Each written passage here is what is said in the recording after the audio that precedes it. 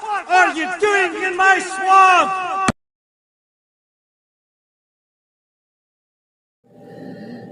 Hello everybody, this is Ogre Boy, and I'm going to be doing my ranking for all 28 MCU movies and shows. So I'm going to do the 25 movies plus the 3 shows that have been on Disney Plus. I'm not including Netflix shows that are considered MCU shows because Kevin Feige don't consider them canon, so I don't either. Plus I haven't actually seen them, and stuff like Agent Carter and Agents of S.H.I.E.L.D. aren't considered canon either, so I'm not including them, and I haven't seen those shows yet either. I'm going to watch them at some point. I'm not including them with this, so I'm going to go ahead and get going, because I want to try to make this video as short as I can without going too much into detail. I've reviewed all these movies and shows before, so if you want to hear my full thoughts, you can check those out and everything, but I'm going to go ahead and get going. Coming in at number 28 is The Incredible Hulk. This is considered to be the black sheep of the MCU. It's not a very good movie, to be honest. It's easily my least favorite movie in the MCU, and out of all the ones in the MCU, this is the only one that I really dislike. And everything. I think Edward Norton was just really miscast as Bruce Banner. I think he's a good actor and stuff. I just don't think he was fit for the role, and part of that also I think is because of Mark Ruffalo. He just was perfect. He's been perfect as the Hulk in everything that he's been in since the Avengers and everything. So not having him in this movie, I think, hurts it a little bit too. And I just am not a huge fan of it. It hasn't really had much of an impact on the MCU. They've pretty much tried to ignore it ever since this movie came out, with the exception of having Thunderbolt Ross appear in a couple of the movies since then, and most recently Shang-Chi has included Abomination from Incredible Hulk in a cameo, but that's really the only stuff we see that this has had connected. I'm guessing we'll see more as time goes on. Maybe we'll even get a sequel that will redeem this movie, but I doubt it. But yeah, so The Incredible Hulk is easily my least favorite MCU movie, so it's number 28. Number 27 is Doctor Strange.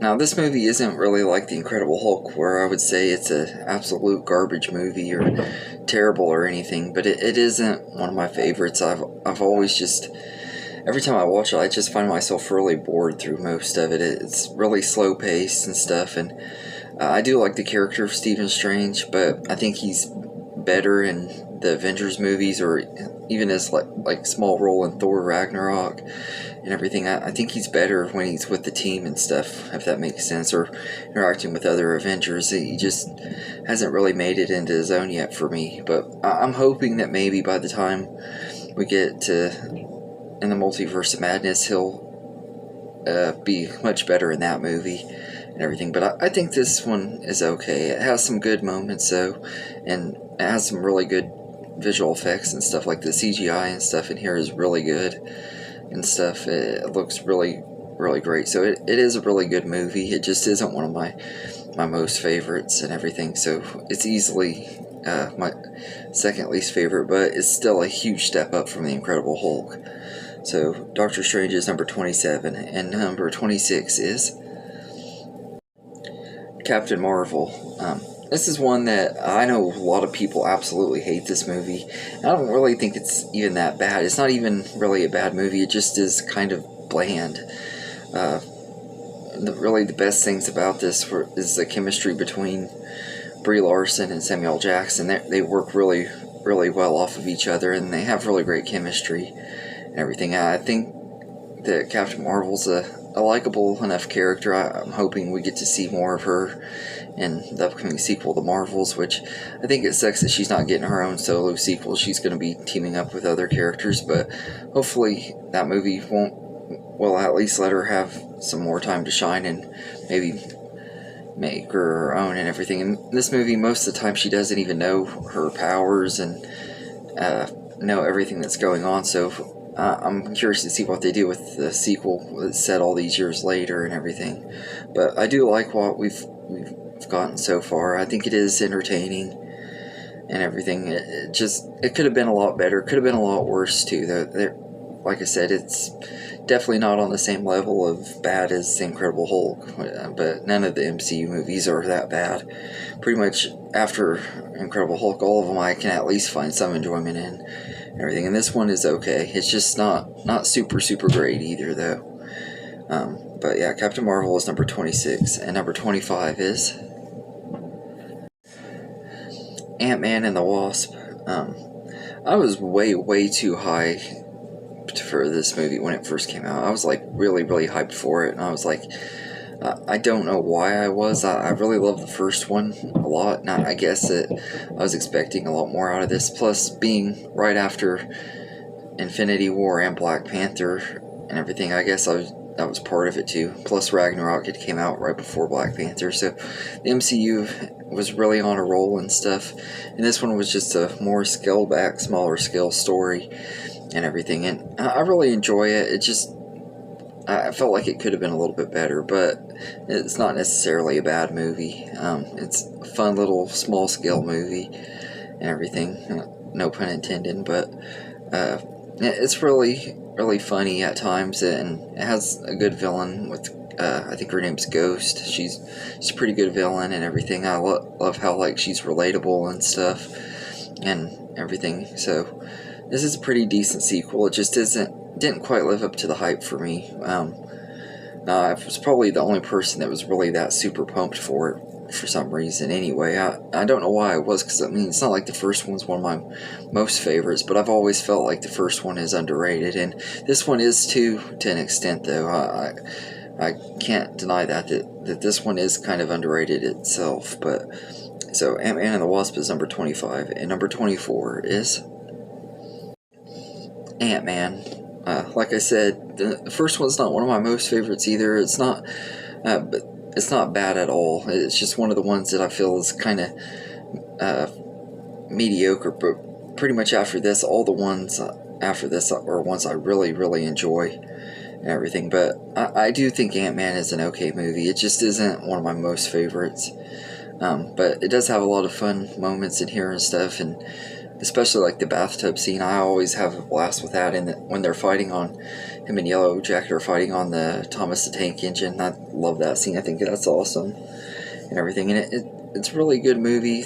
Yellow Jacket isn't the best villain though. He's really kind of just bland, but this was during that time when Marvel was not very good with their villains, and they still struggle with it now, but especially back in like the Phase 1 and Phase 2 eras, they really had a lot of trouble with having really good villains. But I think Ant-Man is still a pretty fun movie, so it's number 24.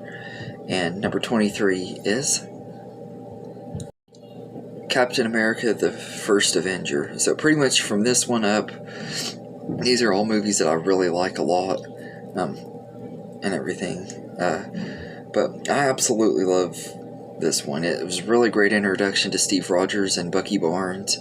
Now, I love the World War II setting and everything, and like the cinematography and the feel of the movie. It fits perfectly. Joe Johnston did such a great job directing it and everything. I think Red Skull is one of the better villains of Phase 1. I know a lot of people felt like he was really one note, and he kind of is, but at the same time, I still think he was pretty good. And part of that comes down to Hugo Weaving. He's just a really good actor. He did a really good job playing him. So, but I do love the First Avenger. I think it is a really good movie and everything. And just because it's this slow doesn't mean it's bad. It's just because there's so many great movies in the MCU. It's hard to put all the best ones at the top, but this is definitely one of the better ones. But it's not one of my most favorites. But it's definitely not a bad one. So it's number 23, and number 22 is Thor. The first one. I've always really liked this one, kind of like with Ant-Man. I've always felt this one was really underrated and everything. It was a great introduction to the character, and I remember when it came out, I thought it might be okay and everything, but I didn't expect to like it near as much as I did and everything. But I had an absolute blast with Thor. It's a really great movie. Great introduction to the character of Thor and Loki, and we get to see Asgard and Odin and all that. All that stuff is great. I don't really care for Natalie Portman's character, Jane Foster, though. She wasn't really terrible. I just didn't really care for her, and her chemistry with Chris Hemsworth just was not very good and everything. They didn't do a lot, but I did like her more in this movie than I did the second one. But I still do enjoy Thor and everything. And I think it's underrated, so it's number 22. And number 21 is Thor: The Dark World. Like the first one, I've always felt this one is highly underrated. Most people actually have this. If they don't have the Incredible Hulk at the very bottom, they usually have this one at the very bottom. I actually know more people that put this at the bottom than Incredible Hulk, but I really actually like this one quite a bit. It's definitely not one of the very best MCU movies, but I did feel like it was a little bit better than the first one. I enjoy the stuff with Loki and Thor a lot and everything, which is one of the highlights of the movie, which most people who don't even like the movie would say that. But I like that we get to see more of Asgard in this one, and Jane is with him on Asgard, and the stuff with them still isn't real great. Their chemistry still isn't real great, but aside from that, I enjoy it. I think it has some good moments, and Endgame kind of just made this movie a little bit better too, as well. But I've never really thought this one was as bad as most people do. It's definitely a pretty decent movie and everything. So Thor: The Dark World is number 21, and number 20 is Guardians of the Galaxy Volume 2. I really like this one quite a bit. Once again, it's another one I feel is kind of underrated. Like, everybody loves the first one, but this one just doesn't get talked about very much, and it's kind of sad. I mean, this movie is really good. It is a lot darker than the first one, and I think that's one reason why people don't like it as much. Some of that doesn't really, to them, didn't really translate into this movie, and there is some things in here, like some of the humor didn't land. Like, Drax is pretty much just being emotionally abusive to Manus and stuff, playing it for laughs and stuff. She didn't really get that he was being that way, and I don't know that he was. It's hard to explain. It's just that some of the writing just was. The jokes didn't land in this movie, I'll just say that. But it has some fun moments, and Kurt Russell was excellent as Ego, one of the best villains in the MCU and everything.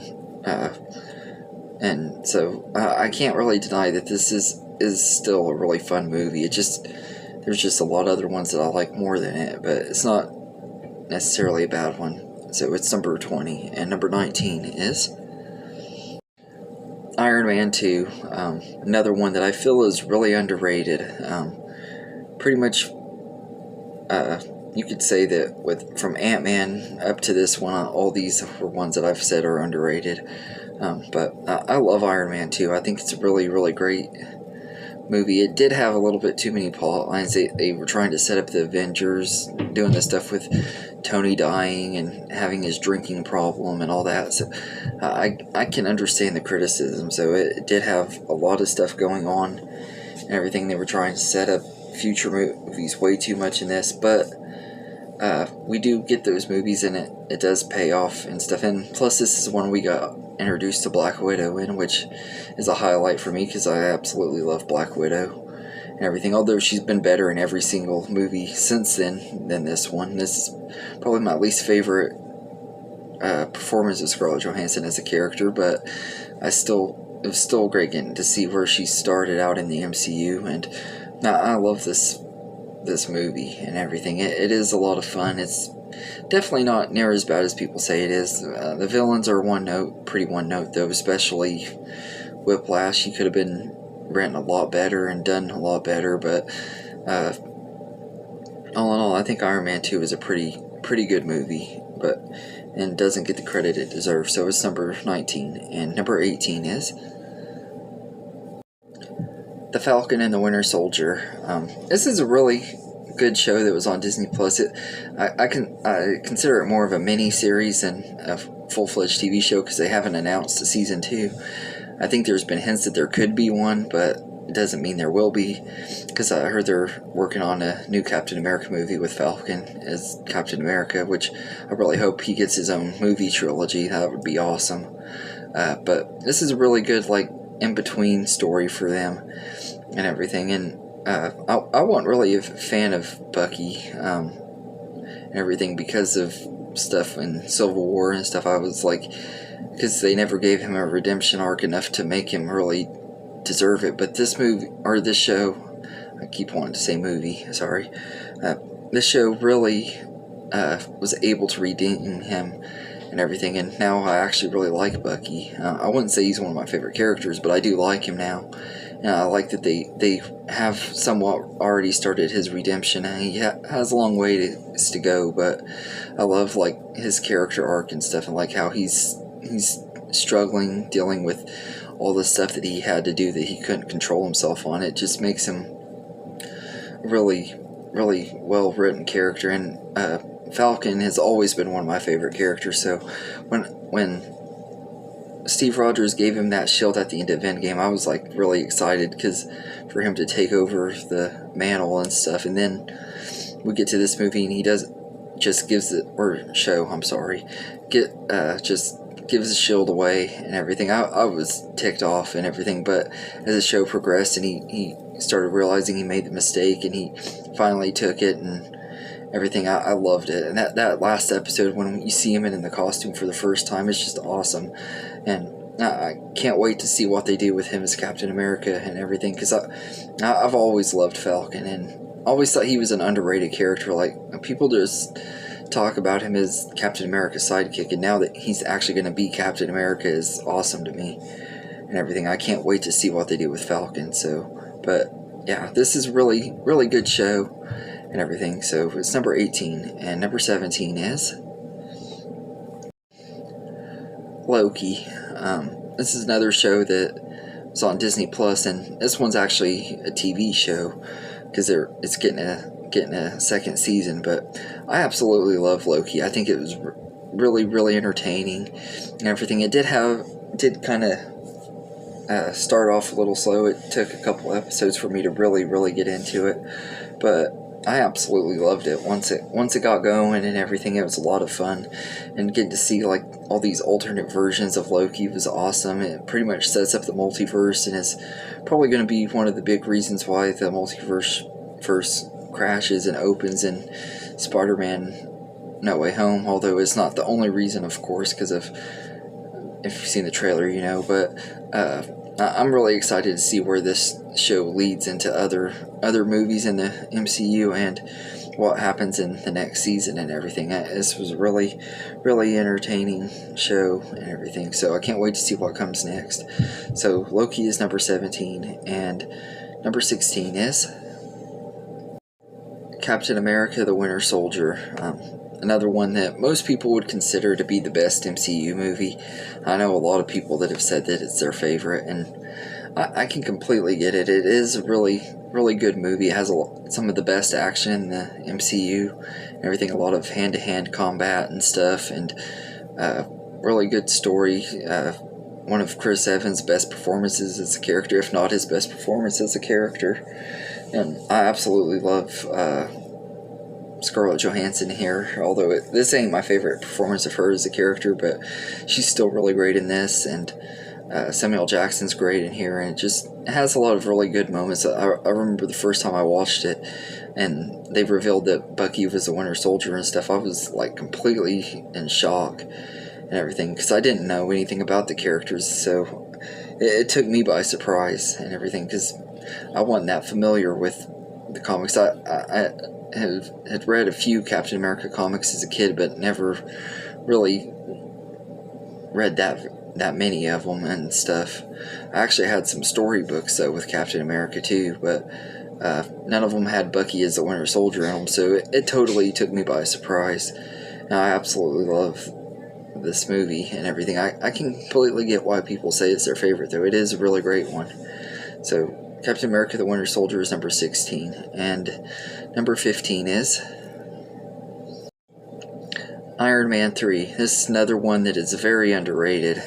Most people absolutely hated it. And although it is slowly starting to get its fan base and stuff, like people are starting to come around to this one and everything. And I was one of those people that when it first came out, I wouldn't say I hated it, but I was just highly, highly disappointed in it because of how much I loved the first 2 movies and everything. And now I actually like this one more than the second one.